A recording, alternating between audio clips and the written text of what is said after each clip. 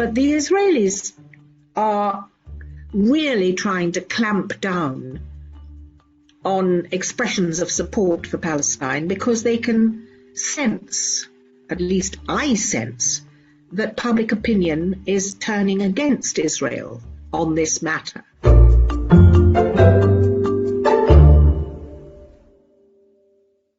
Miriam Margolyes, thank you so much for talking to Middle East Eye.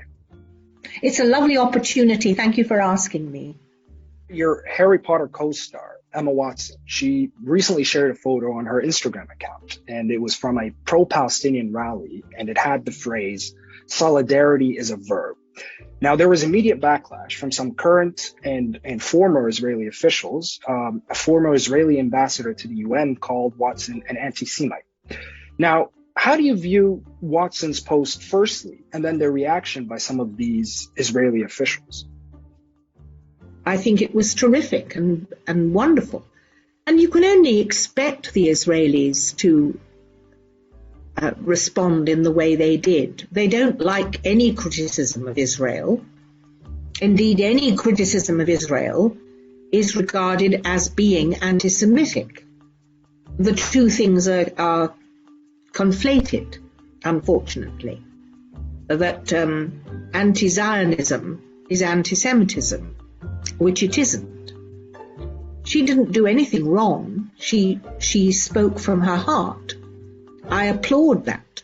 But the Israelis are really trying to clamp down on expressions of support for Palestine because they can sense, at least I sense, that public opinion is turning against Israel on this matter.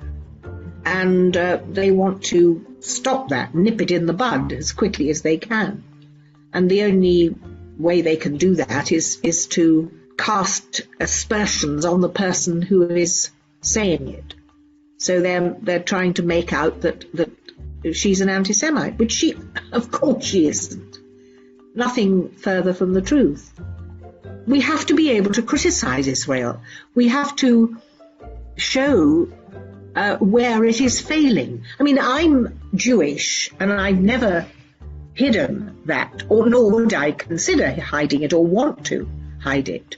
But I don't, in my heart, believe that Israel should have been brought into being, because in order for it to be brought into being, other people had their lives and their lands taken away from them, and that isn't fair.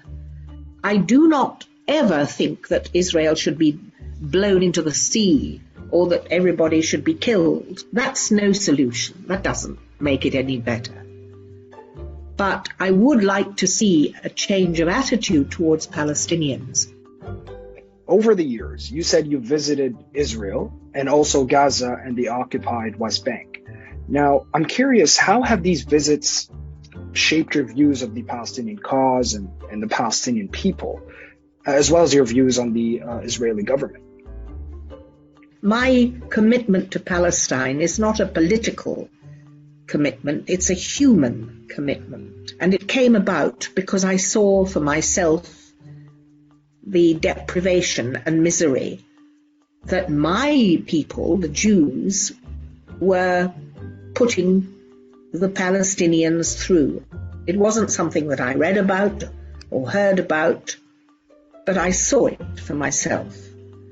And when you see things for yourself, it has a powerful effect.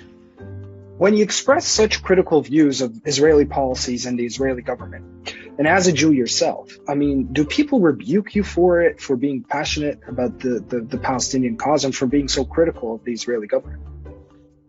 Oh, of course they do. Yes. I mean, I've been called a fascist.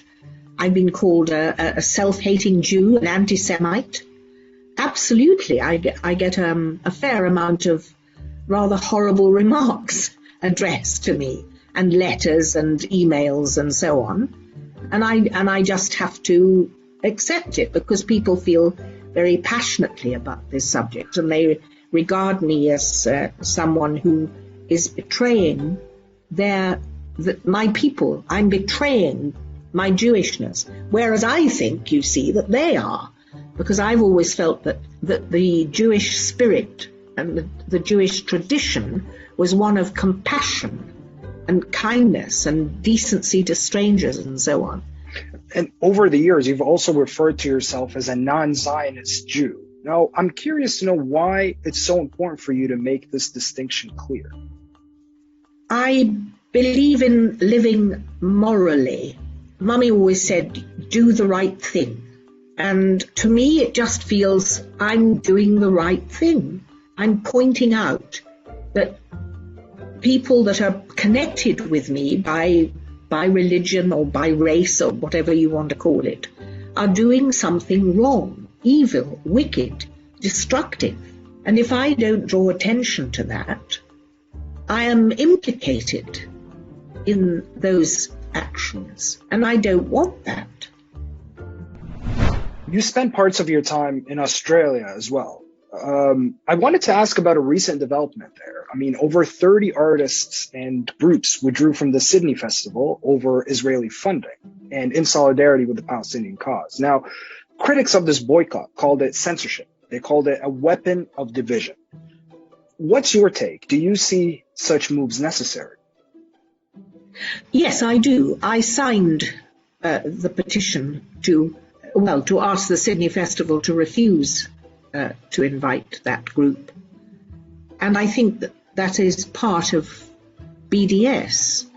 And you shouldn't do business with people who are doing something wrong. And I think that having dealings with the Israeli government, knowing what they do, is wrong. So I'm against it. And I will speak up against it. And I would do it again. And just to bring it to a close, I mean, we've recently seen a growing list of artists, actors, celebrities who use their voices and their platforms to try and draw attention to Palestine and the Palestinian cause. Now, do you believe pro-Palestine support is in fact growing? And what would you say to those who fear a backlash similar to the Emma Watson example that we discussed earlier? I do think that the support for Palestine is growing as more and more people become aware of what is going on. And there will always be a backlash. People will take every opportunity to shut you up. We can't be shut up. You know, one of the things that really shocks me, the law of return. Any Jew born anywhere in the world can go and live in Palestine. No Palestinian can. That's wrong.